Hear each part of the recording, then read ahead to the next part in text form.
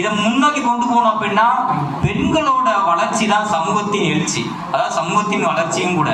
அப்போ பெண்கள் ஒரு சமூகத்துல பெண்கள் அதிகமா படிக்காங்க அப்படின்னா அந்த சமூகம் முன்னேறிடும். ஸோ அது ரொம்ப முக்கியமானது.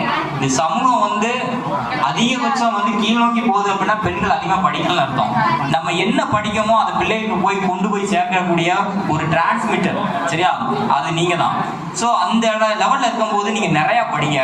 பெண்கள் படித்தா மட்டும்தான் நம்ம சமூகத்தை முன்னோக்கி செல்ல முடியும். நீங்க எங்களோட கைகோர்த்து நிற்கும் போது எங்களுக்கு ஒரு எனர்ஜி கிடைக்கும், கட்டாயம் கிடைக்கும், சரிங்களா.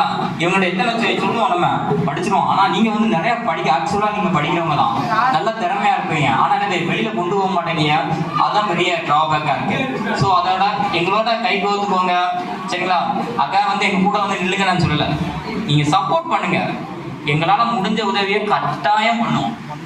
இதில் எந்த வித